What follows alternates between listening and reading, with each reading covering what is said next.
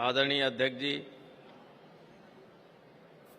मंच पर उपस्थित हमारे सभी समस्त नेतागण, सम्मानित साथियों और बच्चों,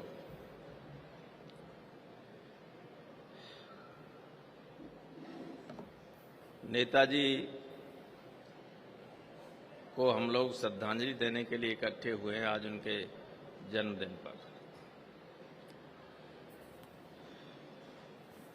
यहाँ जितने लोग बैठे हैं, चाहे ऊपर बैठे हों चाहे नीचे,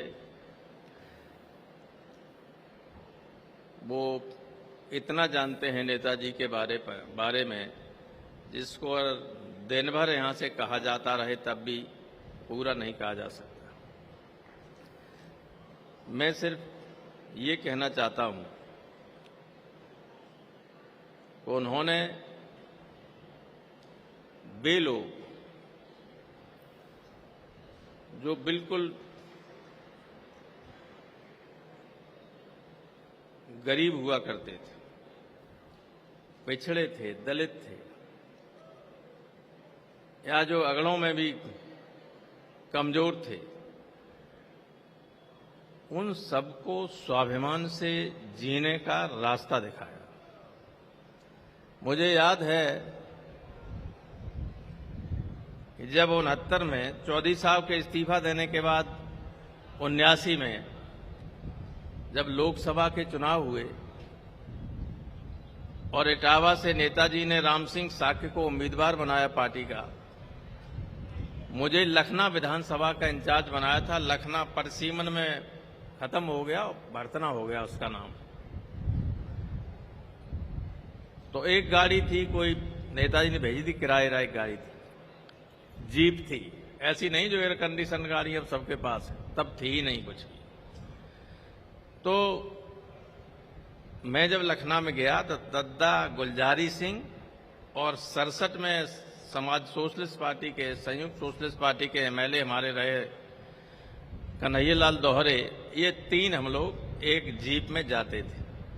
तो लखनऊ में गए तो एक साहब बोले, तब ये किसी ने कल्पना नहीं की थी। उन्होंने कहा, भाई कहाँ आपने, ये क्षेत्र तो इटावा ऐसा रहा है कि इसमें ये हम लोगों का क्षेत्र है, यहाँ कहाँ लड़ सकते, ये चुनाव जीत सकते, जो मुलायम सिंह ने खड़े कर दिए सब्जी बेचने वाले। तो मैंने कहा, सब्जी बेचने वालों को संविधान ने रोका तो है नहीं एमपी बनने से? बोले जनता रोक देगी। मैंने कहा, इस लखनऊ में भी वही जीते, आज तक नहीं जीते होंगे लेकिन इस बार जीते। मैंने नेताजी से कहा कि लोग ये कह रहे हैं, नेताजी लोगों को बुलाया, कहा कि लोग ये कह रहे हैं कि नहीं यहाँ अब ये कैसे हो सकते हैं एमपी, यहाँ तो ऐसा ही है। तो आपको मालूम फिर क्या हुआ? चकन्नगर जैसी पोलिंग स्टेशन पे आप सोच सकते हैं, जब वोट खुला तो कमांडर साहब को 0, सुखदा मिश्रा 1, राम सिंह साक्य 900, ये हालत हो गई। इस तरह से लोगों ने वोट दिया था। और ऐसा हुआ कि घाटमपुर से लेकर सहारनपुर की सारी 34 सीटें हम लोगों की पार्टी के खाते में गई। और इसीलिए इंदिरा जी ने कहा कि ये कौन है, कैसे ऐसा हुआ कि हम सत्ता में आ गए और यहां सब सीटें हार गए। इन लोगों ने कहा कि मुलायम सिंह बोले से विधानसभा में चुनाव हरवा दो, हरवा दिया जबरदस्ती, सरकारी दल पर जबरदस्ती। नेताजी को वोट नहीं डालने जाने दिया गया। सवेरे जिला कलेक्टर ने और एसपी ने अपनी गाड़ी में बैठा लिया। ये स्थिति थी। लेकिन तब से ये हुआ कि सिर्फ एक बार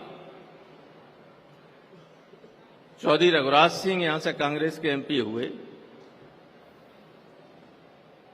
वरना या तो समाजवादी पार्टी थी नहीं, लोकदल थी, जनता पार्टी थी, सारे एमपी आज तक वही हुए। 2 बार राम सिंह साक्य हुए, रघुराज सिंह हुए, और जब रिजर्व हो गई तो प्रेमदास कठेरिया हुए। अब रिजर्व इटावा, ये जसवंत नगर मैनपुरी में आ गया। तो नेताजी ने, लोग कहा करते, हमसे कहते थे कैसे हो सकते हैं सब्जी बेचने वाले एमपी हो जाएंगे। 4 बार इटावा से सब्जी बेचने वालों को नेताजी ने बनाया एमपी। कुछ लोग कहते थे, उनका मुंह अब वो हो ही नहीं पाते कभी, अब तो सवाल नहीं, कोई रिजर्व हो गई थी। लेकिन ऐसी व्यवस्था नेताजी ने की, सम्मान के साथ जीना सिखाया लोगों। सिखाया कि नहीं सिखाया? बोलो। वरना कुछ इलाके ऐसे थे जहां से आप निकालते थे, जाते थे तो दरवाजे से जाओ तो जूता पहन के नहीं जा सकते। बड़े आदमी थे कि ये पिछड़ा है, ये दलित है, ये कैसे निकलेगा ऐसे भाई। दूल्हा घोड़े पे चढ़ के नहीं जा सकता।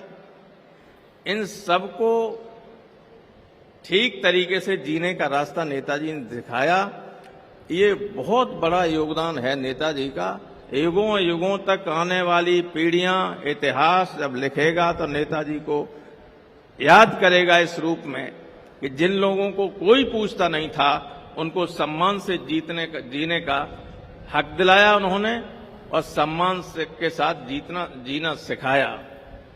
तो ये बहुत बड़ा योगदान तो है। कौन? जिन लोगों ने कभी दिल्ली नहीं देखी थी, लखनऊ नहीं देखा था, उनको एमएलए एमपी बना के भेज दिया। भेजा कि नहीं भेजा? भेज दिए। तो ये नेताजी का है। अब आज नहीं है हमारे बीच, उनकी अनुपस्थिति में ही हम सब लोग काम कर रहे हैं। सबसे बड़ी उनको श्रद्धांजलि ये होगी कि उनके विचार, उनकी पार्टी, उनके सहयोगियों को जितनी ताकत दे सकें आप उतनी ताकत दें। यही उन्हें सबसे बड़ी श्रद्धांजलि हमारी होगी। इन्हीं शब्दों के साथ मैं नेताजी को नमन करते हुए अपनी बात खत्म करता हूं।